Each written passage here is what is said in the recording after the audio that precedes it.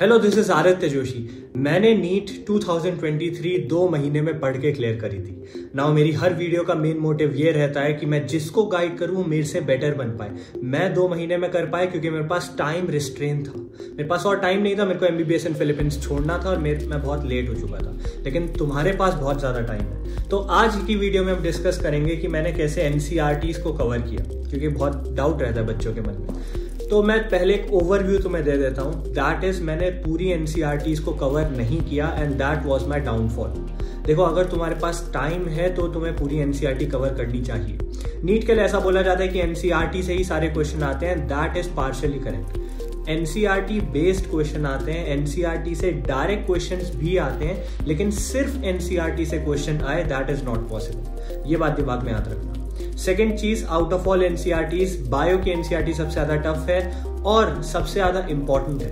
अब बच्चे कह रहे हैं भैया बायो की NCERT टफ कैसे? क्योंकि बायो की NCERT की हर एक लाइन से क्वेश्चन उठाया जा सकता है। फिजिक्स केमिस्ट्री के NCERT में ऐसा नहीं है। इनफैक्ट फिजिक्स की NCERT भी मेरे पास यहाँ रखी है। अब देखो, फिजिक्स की NCERT में तुम कुछ भी खोल लोगे तो यहाँ पे तुम नोटिस करोगे कि बहुत कम फॉर्मूलाज है, बहुत कम फॉर्मूला दिए फिजिक्स की NCERT में। एंड एक्चुअली में कितने ज्यादा फॉर्मूला यूज होते हैं।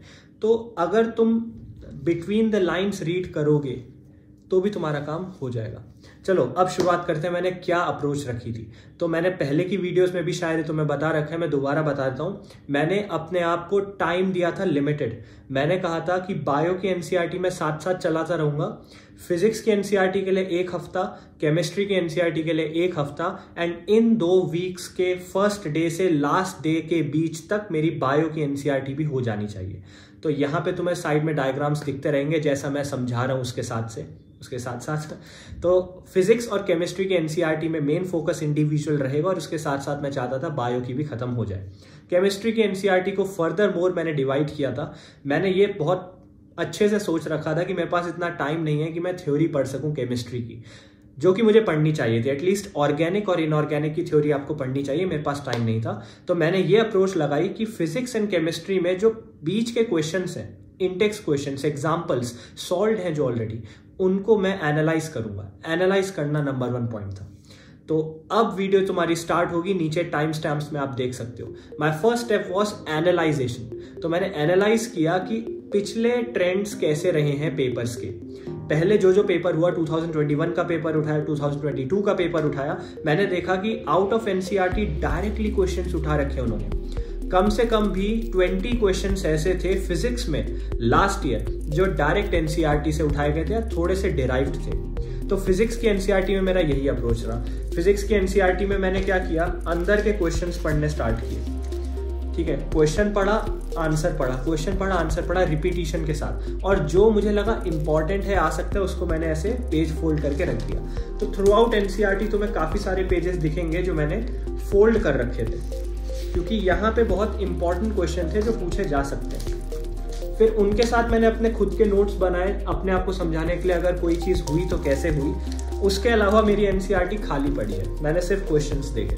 ठीक है, सिर्फ क्वेश्चंस देखे और इनसे मेरे को बहुत हेल्प हुई। अब मैं बात करता हूँ एनालाइजेशन में। सेकंड स्टेप वाज, एक बार जब आपने एनालाइज कर लिया कि आपको क्या करना है, दैट इज आपको क्वेश्चंस पढ़ने हैं, तो आपको प्रोसीड कैसे करना है, सेकंड स्टेप ये होगा।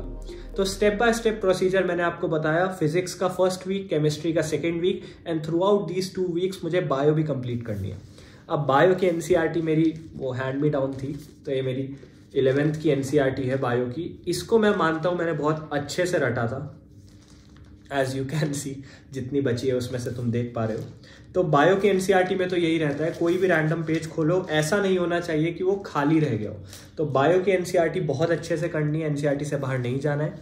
केमिस्ट्री के NCERT में मैंने तुम्हें बताया, मेरी केमिस्ट्री की NCERT कंप्लीटली खाली है, हर जगह से खाली है। ठीक है, लेकिन यहाँ पे भी मैंने अंदर के जो प्रॉब्लम्स एंड सोल्यूशंस हैं उनको करने की कोशिश करी थी। प्रॉब्लम देखो, सोल्यूशन देखो, क्योंकि विदाउट ऑप्शन बदले वो यही सवाल पूछ देंगे, विदाउट वेरिएबल्स बदले।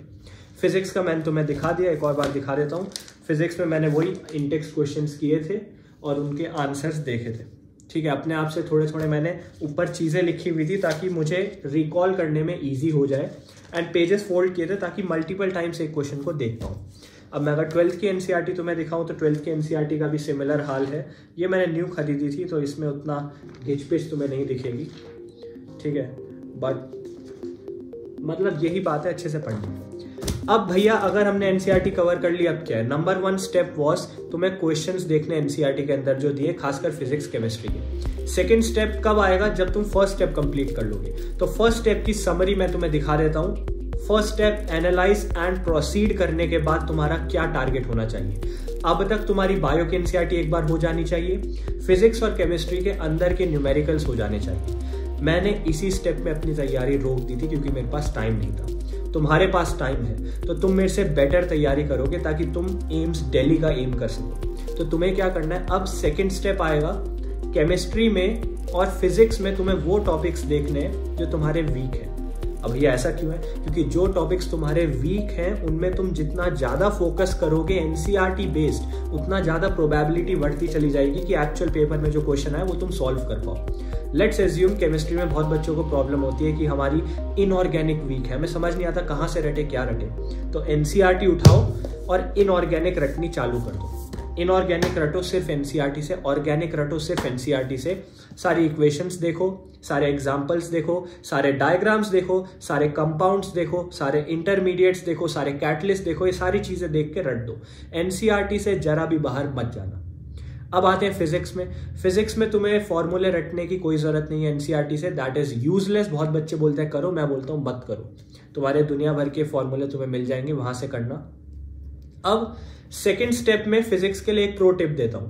जब तुमने ऑलरेडी क्वेश्चंस देख लिए, एनालाइज कर लिए एनसीईआरटी से, अब तुम्हें क्या करना चाहिए? अब तुम्हें ऑनलाइन जाके वीडियो सर्च करो यूट्यूब में, most probable NEET questions, top 300 NEET questions, या फिर एक 1 शॉट वीडियोस आती है लेक्चर्स की, वो देखना चालू करो। तो तुम नोटिस करोगे कि वो क्वेश्चंस जो लोग डिस्कस कर रहे हैं ना, उनमें से 50-55% क्वेश्चंस ऑलरेडी तुम्हें आते हैं, भले ही तुमने वो चैप्टर पढ़ा हो या ना पढ़ा हो, क्योंकि तुमने अच्छे से उनके अंदर के इंटेक्स्ट क्वेश्चंस एनालाइज किए। अच्छा, कोई एनसीईआरटी लिखता है तो अंदर क्वेश्चन क्यों डाले होंगे उसने? इसलिए ना क्योंकि भाई ये टॉपिक जो पढ़ा गया इंपॉर्टेंट है और मैं चाहता हूं कि बच्चा क्वेश्चन करके समझ पाए कि उसे आता है कि नहीं आता है, तो इसलिए जरूरी था। बायो की मैं बात करूं तो second step would be questions लगाना, ठीक है। मैंने क्या किया था मैं तुम्हें बताता हूं, और तुम्हें क्या करना चाहिए बायो के लिए वो तुम जानो। मैंने क्या किया था, पहले मैंने क्वेश्चंस लगाए थे उठा के, और मेरे 100 में से 40 क्वेश्चन सही हुए, खाली 50 क्वेश्चन सही हुए, 40-50% क्वेश्चन सही हुए। रिमेनिंग क्वेश्चंस को दोबारा उठा के लगाया, फिर दोबारा उठाया, फिर दोबारा उठाया।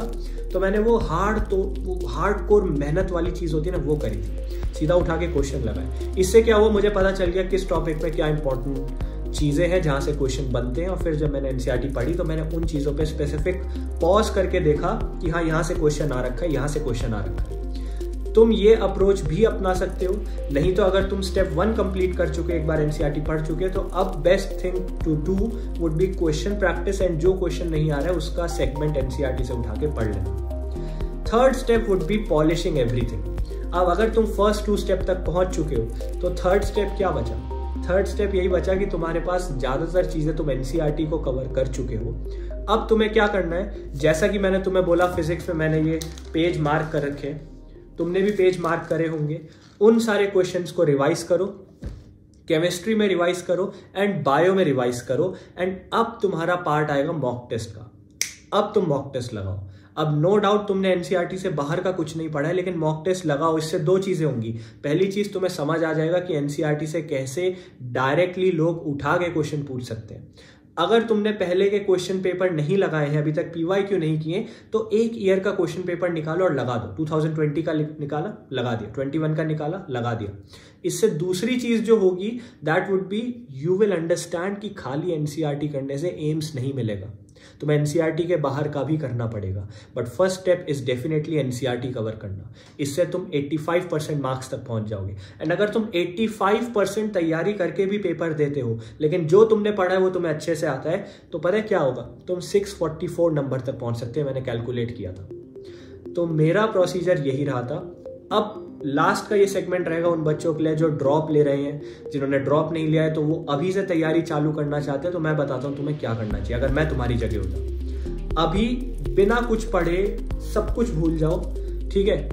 एक जगह शांत बैठो, अपने आप को 2.5 आवर्स दो एंड एक मॉक टेस्ट लगाओ। उससे क्या होगा, तुम्हें पता चल जाएगा कि अभी जब मैं कुछ एफर्ट नहीं डाल रहा हूँ तो मुझे कितना आता है। जब तुम्हें स्टार्टिंग वैल्यू पता हो ना अपनी, भले ही वो 0 हो या नेगेटिव है, तब तुम्हें पता है कि तुम्हें कहाँ से स्टार्ट करना है, कितनी मेहनत करनी है वहाँ तक पहुँचने के लिए।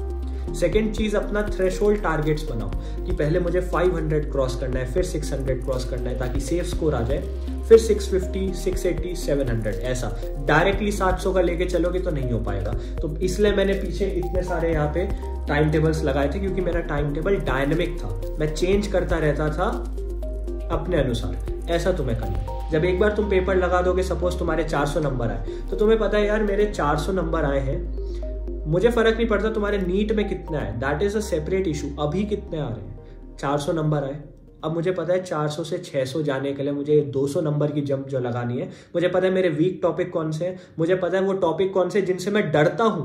तो जिन टॉपिक से तुम डरते हो, एनसीईआरटी उठाओ और रट दो।